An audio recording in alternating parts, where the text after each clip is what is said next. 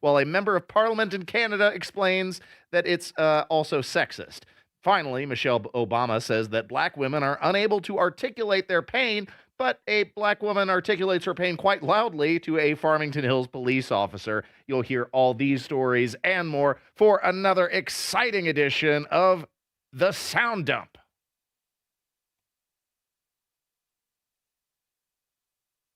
Oop, am I on?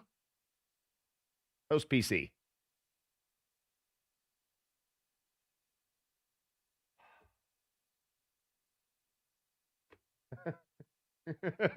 we are stalling for half a second as the board evidently is not outlined correctly. All sorts of problems here on 93 WIVC. All right. This is another exciting another exciting edition of The Sound Dump. I'll take you for a ride. I'm a garbage truck. It's the Saturday Night Sound Dump on 93 WIPC. I take you to the dump. I show you the sights, you know you wanna ride. I'm a garbage truck. Live radio, ladies and gentlemen. Thanks for listening to the show. I am your bespectacled curmudgeon, Ethan Hatcher. That's producer Gavin, beep, beep, beep, beep, beep, pushing the buttons, rolling with the punches, and doing the things to keep the show moving on. We're going to start with Stephen Colbert, who has let his Trump derangement syndrome get the better of him, and in a baffling segment on his so-called comedy program, he decides to praise the Nazis for at least being more transparent than ICE. Bavino went on complaining. Look, Dana, they're trying to portray Border Patrol agents and ICE agents as Gestapo, Nazi, and many other words. Yes, do not compare ICE or Border Patrol agents to the Nazis. That's an unfair comparison. The Nazis were willing to show their faces. Stop it, please, I beg you! It's a sin! It's a sin! It's a sin! The Nazis piled the bodies high. They were stuffing people into crematoriums. There were so many left behind shoes that there were mountains and piles of people's personal property. They would bury babies alive. They would leave people starving and emaciated in the snow to die in droves. And you're saying that they're better because they're not wearing masks to prevent being died. Stephen Colbert, I'm not sure that logic is your strong suit here, and what a disgusting, attempt at humor to make, but it shows how humorless these people are. They've completely missed the mark and allowed their emotions to get the better of them. In fact, they embrace a far more radical ideology that they are accusing the right of embodying because they believe that right-wingers should be stuffed into camps. Here is a fascinating interaction with a Minnesota woman who was baited into admitting that she believes MAGA should be stuffed into re-education camps. Scary stuff. Can I help you? Hi, I actually, do you live here? Yeah, I do. And why are you recording? So I saw your flag and I really appreciate it because I'm actually with the Fighting Fascism and Right-Wing Tyranny Symposium, or the FARTS, and we're under a lot of pressure right now because we're trying to defend against MAGA. So we're circulating a short questionnaire. I was wondering if you'd be willing to answer a couple questions? Yeah, I can do that for you. Okay, great. I'm Finn, by the way. Nice to meet you. Nice to meet you. I saw your flag, so I figured you'd be a good person to ask. Would you support labeling conservatives domestic terrorists? Yeah. Okay, great. And, I mean, we might as well call them maggots, right? Oh, absolutely. Do you do that sometimes? I do. Okay. Wow. And do you let your kids interact with maggots at school or anywhere? No, absolutely not. Okay. And would you support kind of just rounding up these maggots and putting them in jail or re-education camps camps so they can understand why their beliefs are harmful? Yeah, I would. Okay, great. And the last question, do you understand that you sound just like a Nazi? No, I don't. Yeah, you literally sound exactly like a Nazi. You want to round up the maggots and put them in jail and re-education camps, and you won't let your kids interact with them? Okay, and so what's your point? Okay, you think you're against fascism, but you're actually endorsing fascist policies. No, I'm not. Just Yeah. get off my property. So, okay, now you really sound like a fascist because Get you're... off of my property I thought no right now. human is illegal. Off. I thought no human was illegal. Get off of my property now. Take care. Off. So it seems that liberals do believe in borders, at least when it comes to enforcing their own property, but not the national sovereignty of the country in which they live. Yeah, it makes a lot of sense. Of course, MAGA is Nazis for enforcing the border, but they are not Nazis for calling their ideological opponents and comparing them to animals or supporting the idea that they should be rounded up into camps. See, Stephen Colbert has no sense of perspective. This is the side that he agrees with, and they often lose that perspective because of how blinded by emotional rage that they have become in the Trump presidency. Here is another example of just a bizarre line of thought, and we have an interesting relationship with District 13 city council member here in the Indianapolis, sitting socialist city council member, because Jesse Brown is really one of the few city council members that is willing to hold the Democrats to account. He has, from the beginning, been consistently on point regarding Joe Hogsett's accountability and culpability for participating in a culture of sexual harassment that exists on the city council building, overlooking the many transgressions of his former chief of staff and deputy mayor, Thomas Carl Cook, going so far as to go to bat for him after these things had started to leak out, and then give him a letter of recommendation to a cushy position that he is still able to utilize his connections with the city, with his former position, and then oversee a transmission of cash grants to individuals that he is connected with. So yeah, this is some... it's good to hear Jesse Brown be willing to speak out against things of that nature. But on the other hand, sometimes he says really wacky stuff, just like this, where he blames illegal mass migration on climate change. Thank you for the permission, Mr. Chair.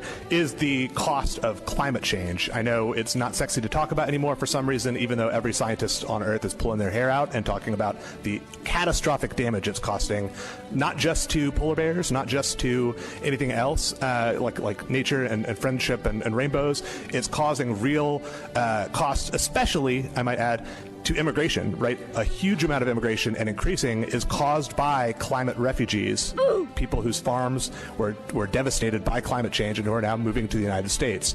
So again, I would love to see some numbers on the cost of that, which would go up if we have to build new natural gas plants or keep coal-fired power plants online. That doesn't make sense.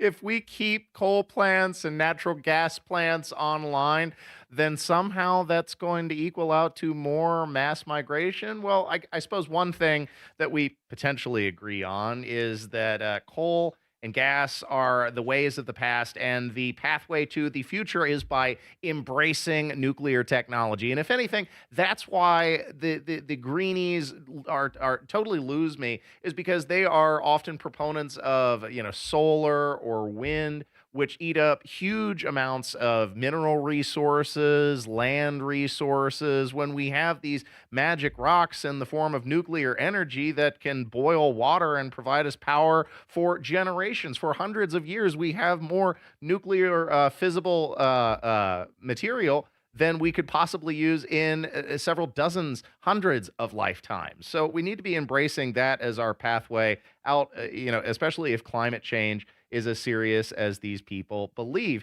Here was a Canadian member of parliament by the name of Laurel Collins, who shows you the levels of hysteria that are embodied by the left. Of course, she was upset that one of the critics in a committee conversation labeled it as such. And she went on to say that climate change is sexist because women would be most affected by climate change. But we all live on the same planet, but women are apparently the most affected. Climate change is sexist. Interesting. This, according to Laurel Collins. I want to start off by addressing one of the comments that was made by the witnesses around climate hysterics. Hysteria, it refers to something that is wildly emotional.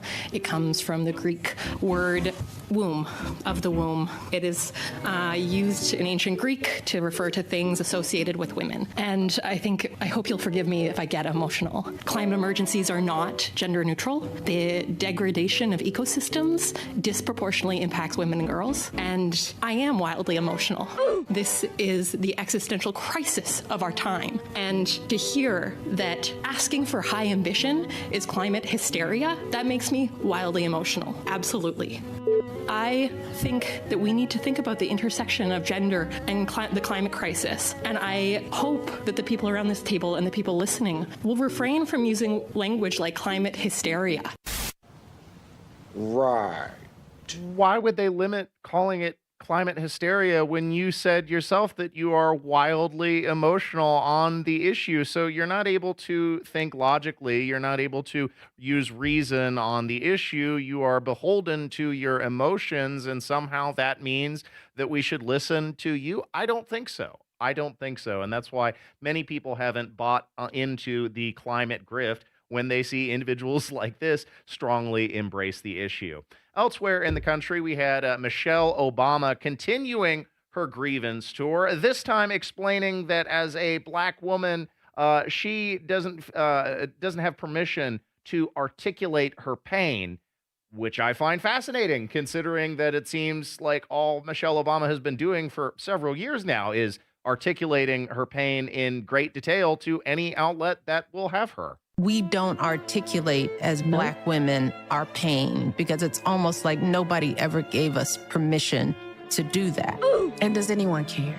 Yeah, there's that. Will they care? There's that we part. knew, I think we would care. If we knew. If we knew. Or, yeah, and we have to ask ourselves, the men in our lives is, why wait to be asked? It seems like what we go through is pretty obvious. Oh, boy, you. Again, all Michelle Obama has been doing for several years now is articulating her pain. The pain of having a full-time staff, the pain of getting tailor-made dresses and having a makeup team, the pain of being married to the most powerful person in the free world, the president of the United States, the pain of the fact that despite being married to the president, they were still required to pay for their non-state-related travel, for their food, when everybody in the United States has to pay for their travel, has to pay for their food, but yet she feels victimized. So I'm not sure where she gets off on saying that she's unable to articulate her pain and doesn't have the permission, when that seems to be all she's done for quite some time now and made quite a lovely living doing so. There's at least one black woman who seems to be able to articulate her pain. This comes from Farmington Hills, a woman who was recently a victim of the snowstorm. She was driving too fast for the conditions and totally careened off course going into the ditch. And I know this would be a frustrating situation for anybody, but this isn't how you talk to the police. Certainly when they were ticketing her for driving too fast for the conditions, and she lost it on this guy. Here's the court number. I'm not touching that ticket that you're illegally issuing me. You weren't even here to assess the crash, yet you trying to tell me that I gotta have a ticket. Look at your car. I don't give a fuck what you talking about. Don't touch me. That's not your Sterling Heights. Don't touch me. Go ask, because the bitch is paid. Go ask. They wouldn't even issue me a new license. You see the tickets on there? Don't touch me. No, I'm not. No, I'm not, because I wasn't a speeding. That is ice. All of this is ice. If I stop my car, I still would have slid. The ticket says too Are fast. you serious? Bitch, it says out my face. Get the out my face. Get the out my face. Get the out my face. away from my car. Get the oh. So I'm gonna get the oh. I'm gonna verbally oh. So 26-8-0-0-641. This Darrison A. Clark, you're being. You're not giving me notice of driving. I can't hear you. Condition. I can't hear you. La la la la. La la la la. La la la la. Get the oh, bitch boys. You trying to make some money? You trying to make some money for your motherfucking department? Shut your bitch ass out. This is real life. Nah, beat your ass. I'll really beat your ass. I'll really beat your ass. He's an angry elf. Now, look, I understand it's a frustrating situation. It would be for anyone to be ticketed after also crashing your vehicle. What a stressful day to deal with. But yelling at the cops is not the way to solve your problem here. And going to Michelle Obama's point, well, it seems like she was completely capable and absolutely willing to articulate her pain very loudly and in great detail. Thanks for listening to Saturday Night on the Circle. We got one more clip to go. Of course, at some point, we may get to the arrest of Don Lemon this evening. That was headline news this week as he was arrested for violating civil rights and violating the FACE Act, which protects individuals, congregants from exercising their First Amendment rights to the freedom of religion after storming into a church with agitators in St. Paul, Minnesota. Of course, he is saying that he was non-participatory, but then you have MSNBC commentator and frequent race baiter Elie Mystal, who says that attempting to arrest Don Lemon for his actions is itself racist and a remnant of slavery. It is an expression of white supremacy. And so when I look for constitutional justification for these arrests, it's obviously not in the Constitution. It's obviously not in the Constitution anymore. Because there was something in the original Constitution that would have allowed them to arrest a black journalist like Don Lemon. And that was called the Fugitive Slave Clause in Article 4 of the original Constitution, which allowed the government to reclaim escaped property should that property have successfully made it to a free state. Why are you like this? Why? Elie Mystal elevating race baiting into an art form. No, accountability is not a remnant of slavery. And no, Don Lemon does not have a First Amendment right to storm into churches and prevent other people from exercising their First Amendment rights. That's not how constitutional freedoms work. We may get into the details around Don Lemon's arrest. We may not. It's kind of a free-flowing program this evening since the overtime victory of the Hoosiers across the country in California. Thanks for listening to 93 WIBC. Coming up next is another edition of Carl's Conspiracy Corner. Don't miss it. There is new video of Alex Preddy, 93 WIBC, clashing with agents a week before. What happens next? An organization called the News Movement says it shot this video as part of a documentary. Happens here. New Fox News poll, nearly 6 in 10 believe ICE has been too aggressive. Stay in the know. The Federal Reserve decided not to change interest rates yesterday. While you're on the go. People worried about U.S. military action in several regions. On air, online, and on Alexa. If you owe back taxes, listen carefully to rule number 1. Never go up against the IRS alone. They're cracking down, freezing bank accounts, garnishing paychecks, canceling passports. Even your home or business could be at risk. But here's what they don't tell you. The IRS has powerful tax relief programs that could save you thousands if you qualify. That's why smart people call Optima Tax Relief, America's #1 tax resolution firm. Nobody knows these programs like the experts at Optima. Their team of tax attorneys and licensed professionals have resolved over $2 billion in tax debt for people just like you. The IRS is not stopping, so don't wait and don't take them on alone. For tax help you need, for tax help you can trust, call Optima today for a free consultation. Call 800-598-4799. 800-598-4799. 800-598-4799. Optima Tax Relief. Some restrictions apply. For complete details, please visit OptimaTaxRelief.com. The Alzheimer's Association and the Ad Council present the story of Tom and Levi. Tom is the smartest man I know. He's been a professor at 2 major universities, been a teacher for over 40 years. One day, he told me that he was having problems in his classes. I think one of the students had asked the question and he didn't remember the answer. And I also noticed that he was letting his class out earlier than they were supposed to let out. And he was telling them that he was doing it as a favor to them, but I think in reality he just wanted to get out of there. I was really starting to worry because I saw something was wrong.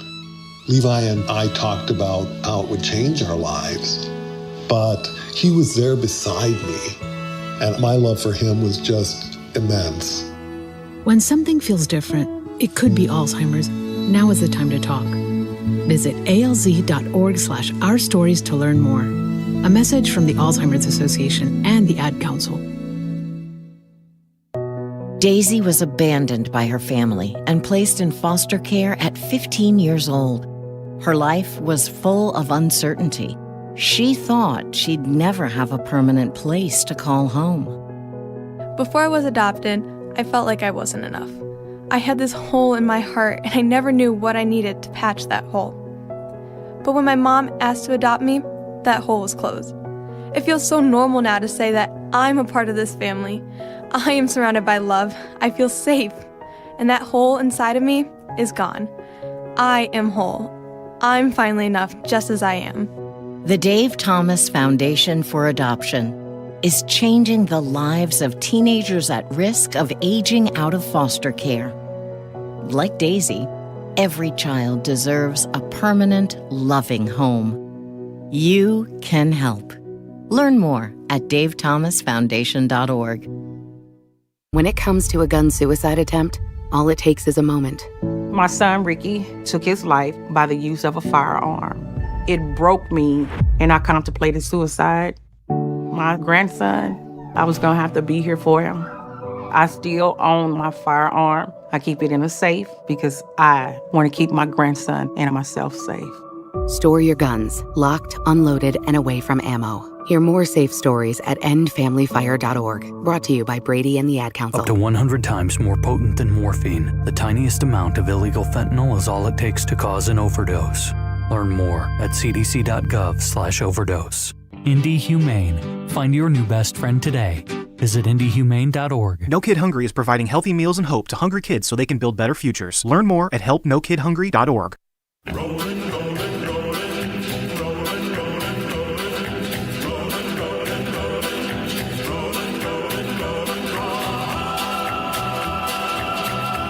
You're listening to Saturday Night on the Circle on 93 WIBC. Keep rolling. Welcome back to Saturday Night on the Circle, where I am your bohemian conjure, Ethan Hatcher, and the podcasts are uploaded to WIBC.com, plus my personal podcasting page, Saturday Night on the Circle.fireside.fm, and you can always find us streaming live on the YouTube machine, 7 to 9 every Saturday night, so hop in the chat and join the fun. Minnesota has descended into a sea of agitation as protesters have flooded the streets, decrying the perceived invasion of ICE in the wake of Alex Preddy's death. But what forces are lurking behind the scenes to stoke the flames of discontent and sow silent seeds of destruction? What has motivated these Democrats to roll out in droves, and what precisely do they believe they're actually protesting for? Shining a light through the proverbial darkness is the ever-inquisitive investigator into the shadowy globalist forces lurking behind the scenes. It's producer Carl, who joins us for another edition of Carl's Conspiracy Corner. You're listening to Carl's Conspiracy Corner. The truth is out there. Have you ever seen a commie drink a glass of water? Well, yeah, I can't say I have. The views expressed by Conspiracy Carl are those of Carl and Carl alone. They are not the views of his station or its distributors. I mean, obviously.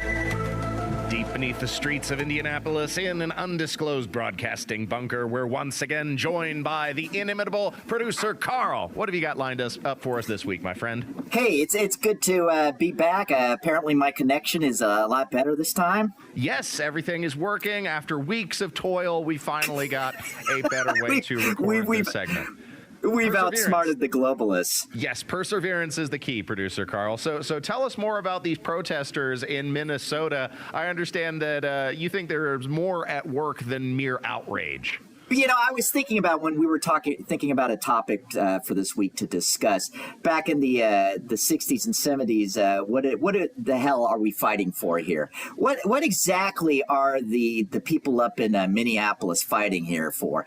And it turns out they're fighting for the communists. Well, no shocker there. I mean, a lot of the communists are their heroes, but I have a feeling you mean in a more literal way. In a more literal way. So what was exposed recently by Cam Higbee, who's an independent reporter, were the Signal apps. He was able to get into the Signal app chats, and what you saw, it was very highly organized. It wasn't a natural, organic movement against, the shock troops of ICE. It was more like there's a lot of money going into this organization. There are people, controllers in the background telling where all these people should go to agitate ICE and to create a situation, to create confrontation.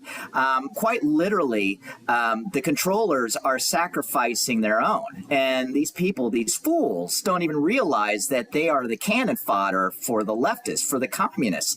And it turns out they say that they're against kings and queens and oligarchies, but there's a lot of money behind all of this movement against the United States and the people of the United States. Let's play the clip from Bill O'Reilly. Here's the most important part of this whole thing, unreported, okay? There is a man in Shanghai, China, an American citizen. His name is Neville Roy Singham.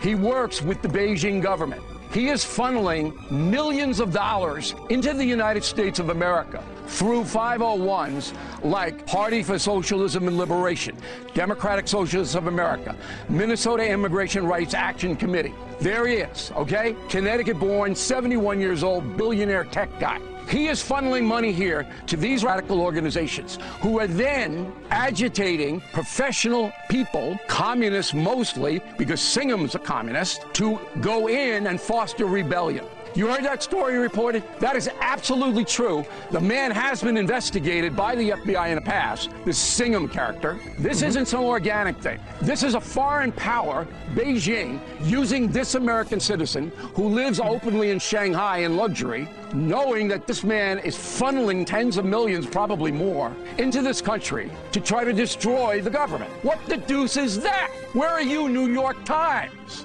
Holy Jesus. What is that? What the is that? Okay, so behind the scenes, you got this guy from Connecticut that's supposedly living in Beijing, and he's the one, in addition to George Soros, I suppose, that's funneling tens of millions of dollars over to the United States. Explain a little more, Carl. Well, I just have an incredible time latching my brain around the irony of what the leftists supposedly represent, which is they are fighting against the man. And who more is the man than communists, Chinese communists, whose people live in a quite literal prison planet where they're monitored all the time. They have cameras everywhere, and they have a social credit score that if you just do not do the things that the communists like you to do, you're out on the streets and you basically are going to die. So I don't know exactly what these people are fighting for. And I wanted to point this out, and we pointed this out in previous segments. The United States government, the federal government, and governments of the states are very limited in terms of their constitutional powers and responsibilities. They're basically there to protect our God-given rights and to protect the actual nation state. The leftists on the street, they don't want us to be protected. They're actually allowing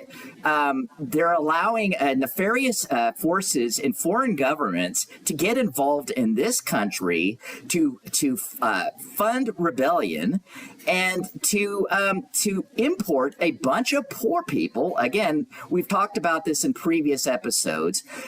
Illegal alien, while it's kind of a funny terminology that we on the right like to use. We don't like to use the term undocumented people. We like to use illegal alien. They're not aliens from a foreign planet. They are foreign nationals. These people have countries. ICE is not picking them up and throwing them in jail and killing them. ICE is returning them to their homes. We here in the United States, you and myself, and I would guarantee most of those, quote, protesters on the street in Minneapolis are United States citizens. This is our home. And yet they give more credence, more authority to foreign nationals than our own. I mean, when you and I get up at early hours of the day, we are spending half of our money to give to the government, to give to foreign nationals. And yet our government is supposed to protect us from it, and the people on the streets don't want us to be protected. And you have to ask yourself, why? Well, there are foreign governments that want to see the United States destroyed, and you can see it at play. So ultimately, you're saying that this is a destabilizing force, that they're importing these agitators and people who are designed to permanently live on the dole, not only as an enormous vote-buying operation by doling out our tax dollars, but also a cultural offense to shift the balance and the makeup of America as a country in order to bring about its ultimate end so communism can win. Exactly. And it's not just the Chinese. I mean, you can see what's going on with the Crown and the United Kingdom, with its Commonwealth countries of Canada and Australia, particularly Canada, since it's just north of Minnesota. They're probably have their hands in this cookie jar as well. And then from the south, I've just been reading that there's another federal building in Los Angeles being attacked. You have the Mexican government that is funneling all this money through their consulates to create rebellion. So the only responsibility that the federal government has is to defend this nation. And when somebody actually gets into the office of the White House that wants to defend this nation, everybody goes crazy. Well, that's what the government is for. It's not for doling out SNAP benefits. It's not doling out social programs. It's to defend this country. You as the individual are responsible for yourself. We are not to look to our government to provide us services.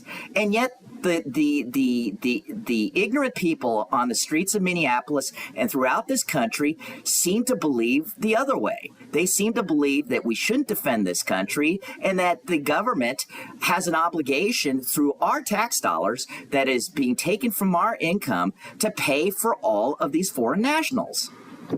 And you can really enter some dark places in your life, in your reality, when your government becomes essentially a puppet state. You mentioned Mexico. Something we've seen across the southern border is essentially the cartels were allowed to handpick their president in the form of Claudia Steinbaum. That doesn't sound like a very Spanish name to me, but after a couple dozen presidential candidates were literally assassinated, that's who was allowed to gain power. And the last thing that we should have here in our country is these destabilizing forces allowed to proceed victoriously or become victorious and then replace the president with one of these puppet influencers. The country would be over as we know it. Simple fact. Well, yeah, so the thing that I feared the most is that there would be a sense of retreat on the part of the Trump administration, because that would show weakness. And sure enough, what do you see going on in Los Angeles? And then the Pennsylvania government basically said, we're going to arrest ICE people. It emboldens the left. And so the thing that you have to do is, and I don't put any trust in Pam Blondie to actually make any arrests on this part. But if you want this to end, you have to go up the chain and see who's funneling this and start arresting people for treason. Well, the coming days are going to be integral to see if the ultimate structure of our Constitution can be maintained, or else otherwise these states are going to live in a constant state of open rebellion, and that would be ultimate disaster and destabilization for the country as we know it. Unfortunately, Carl, that's we got to leave it there. That's all the time we got. Well, thank you so much, Ethan. Stay warm. And stay tuned to 93 WIBC. There is new video of Alex Preddy, 93 WIBC, clashing with agents a week before. What happens next? An organization called the News Movement says it shot this video as part of a documentary. What happens here? New Fox News poll, nearly 6 in 10 believe ICE has been too aggressive. Stay in the know. The Federal Reserve decided not to change interest rates yesterday. While you're on the go. People worried about U.S. military action in several regions. On air, online, and on Alexa. Every child deserves the best teachers, facilities, and academic programs to set them up for success both now and in the future. At Milton Hershey School in Hershey, Pennsylvania, we make that a reality for children from qualifying families who are looking for greater opportunities. Milton Hershey School enrolls students from pre-K through 12th grade from across the United States to live and learn on a beautiful state-of-the-art campus with all costs covered. Students who are accepted to Milton Hershey School have access to a top-tier education, along with healthcare, meals, housing, and fully funded career pathways to pursue whatever they're passionate about, from performing arts to internships to coding. Students can even accrue up to $95,000 to continue their education after high school, thanks to the generosity of chocolatier Milton Hershey and his wife, Catherine. Are you looking to set your child up for success or know a child who could benefit from Milton Hershey School? Learn more at mhskids.org/admissions. The future depends on teachers. Every day, teachers are shaping our tomorrows, starting their students on journeys that will change the course of history.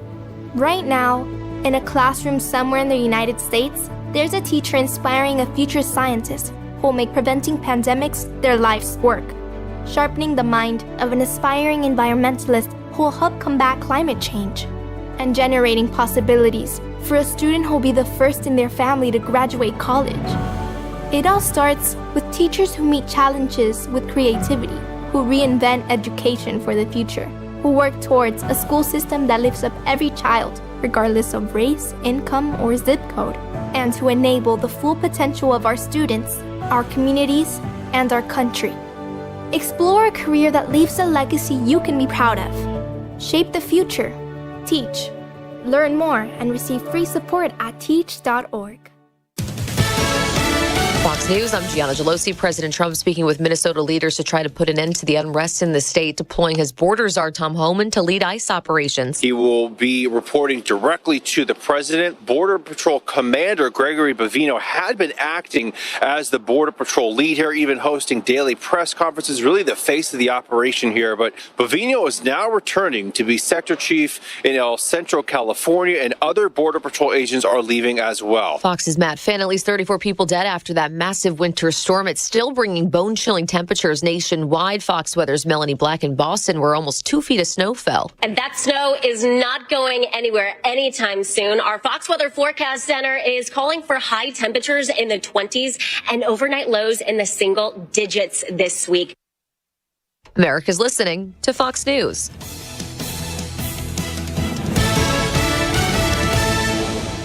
This President's Day, Pure Talk is honoring Jackson and Lincoln by offering unlimited talk, text, and plenty of data for just $25 a month. Meanwhile, Big Wireless is honoring Ben Franklin by charging families hundreds of dollars for the same 5G coverage. What? Franklin wasn't even a president. Hang on to those Benjamins. Dial pound 250, say Mike Rowe, and save 50% off your first month. That's pound 250, Mike Rowe, to switch to an American wireless company that's truly unprecedented. Pure Talk. Possibilities are all around us. Everywhere we look, we see opportunity in unexpected places. And when we share our knowledge, vision, and connections, we turn great ideas into action in communities all around the world that we call home.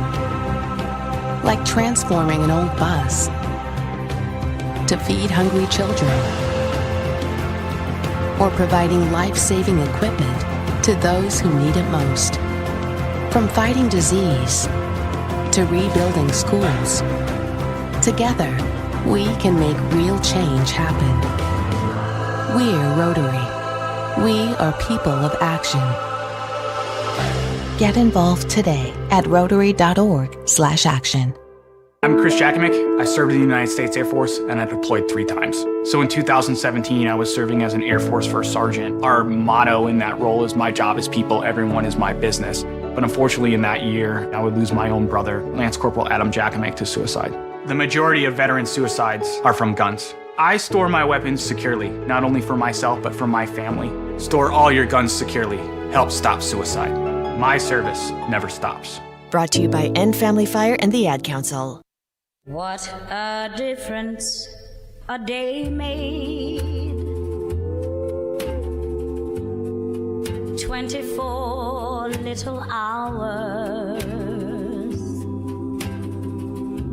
You're listening to Saturday Night on the Circle on 93 WIPC. Where there used to be rain. Welcome back, ladies and gentlemen. This is Saturday Night on the Circle, and this week the announcement came through that Don Lemon is now facing accountability for joining in the lawless protest that saw agitators storm into the sanctuary of a church and disrupt services, harassing parishioners, scaring innocent women and children, and otherwise being a nuisance. Lemon, now indicted by a grand jury in Minnesota, and you've heard multiple times that an indictment does not necessarily mean a conviction. He could still be found not guilty by a jury of his peers, but certainly he is now going to have to go through that process. Don Lemon being arrested in Los Angeles on midnight Friday morning. Don Lemon has been taken into custody. That is according to a statement from his attorney, adding that the former CNN anchor was arrested by federal agents in Los Angeles while he was there to cover the Grammy Awards. Lemon's attorney did not say what the charges are at this time. However, he was under federal investigation by the Trump administration for appearing at a protest in a church in Minnesota. So we're monitoring this news and situation carefully. We'll bring you any new updates as we learn them. I'll tell you what you get. Call the police. Get what you deserve. Now, Don Lemon attempting to absolve himself of responsibility, saying that he was non-participatory. He was merely an observer. Of course, the facts don't seem to support that claim, but he was exercising his freedom of the press as a journalist. That nothing could really be farther from the truth here. He was joining in the agitators and was well aware of what they were getting ready to do. He followed them into the church, and in so doing, not only participated in the activity, but himself went on to harass parishioners and say that was the entire point of the protest. Of course, he was let out of jail shortly after the arrest, being charged with 2 federal crimes, conspiring to violate someone's constitutional rights and also violating the FACE Act, which prohibits use of force and threats to intentionally interfere with someone expressing their First Amendment right to practice religion. Here was the statement that Don Lemon made after being let out of prison. Last night, the DOJ sent a team of federal agents to arrest me in the middle of the night for something that I've been doing for the last 30 years, and that is covering the news. The First Amendment of the Constitution protects that work for me and for countless of other journalists who do what I do. I stand with all of them, and I will not be silenced. I look forward to my day in court. Thank you all.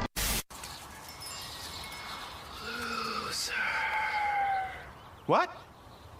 Hello? The hypocrisy of Lemon is, of course, completely off the scale, and the irony is utterly lost on leftist commentators who are outraged at Don Lemon facing accountability and being arrested for joining in the protest. But it was not so long ago that leftist media outlets were cheering when the Department of Justice was weaponized against the then former president of the United States, Donald Trump. They were thrilled that he was indicted by a jury, and they said that nobody was free from accountability. In fact, they said it multiple times, including such beacons of thought as Don Lemon himself, Joy Reid, as well as Rachel Maddow of MSNBC. Nobody is above the law.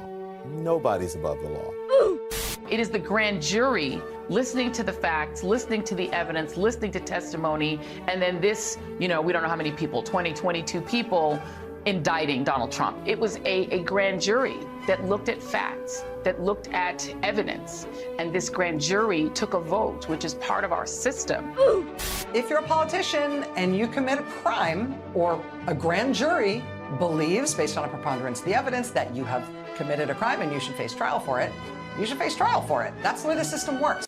It's ironic So, of course, now all these leftists have changed their tune. They're saying that the Department of Justice is being weaponized against Don Lemon for facing accountability due to his own actions. And you do not get to use the First Amendment freedom of the press as a shield from accountability, although I'm sure Don Lemon would like that to be the case. And he was not merely an observer, he was an active participator.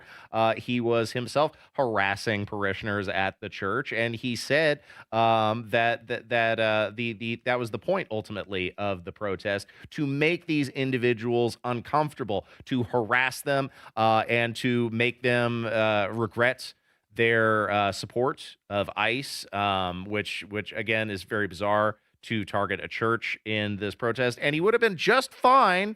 You can use your freedom of the press if you would have covered this from across the street and stayed on the sidewalk, stayed on public territory, but you do not have a First Amendment freedom to enter others' private property. You do not have a First Amendment freedom to interfere with their expressions of faith. And here, Don Lemon is not going to be ultimately free from accountability. He captured his own participation in great detail, and part of the reason why it may have taken federal authorities a bit of time to catch up with Don Lemon was to build their case, was to gather this evidence in support of their charges against him. This does not sound non-participatory to me. In fact, it sounds that Don Lemon knew what was coming and sought to participate.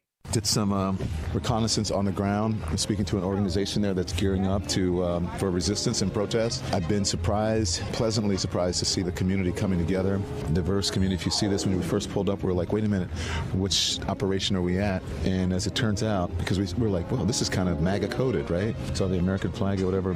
But these are resistance protesters. They're planning an operation that we're going to follow them on. I can't tell you exactly what they're doing, but it's called Operation Pull Up, and it's Takima Armstrong, and she has been doing this since George Floyd. I am going inside now. This is what the First Amendment is about the freedom to protest. I'm sure people here don't like it, but protests are not comfortable. And there are people here I'm looking at a young man who's in the corner. He's frightened, he's scared, he's crying. People are leaving church. You know, I imagine it's uncomfortable and traumatic for the people here. But again, careful, it's very slippery right here. It's uncomfortable and traumatic for the people here, but that's what protesting is about. And so... You're not just wrong, you're stupid. Now wait just a minute. And you're ugly, just like your mum. These were the same people that Don Lemon later called white supremacists. These were the same people that Don Lemon rejoiced in agitating.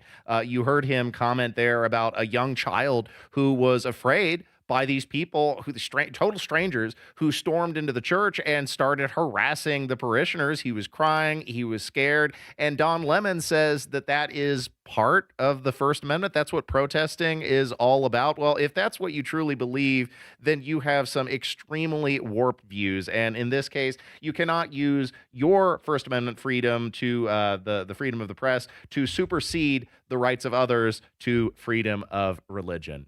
Unfortunately, ladies and gentlemen, that's all the time we have for this week's episode, a short edition of Saturday Night on The Circle. I leave you with my parting words of wisdom as always. Wherever you are, whoever you're with, whatever you're doing, remember that life is a state of mind. See you next week, guys.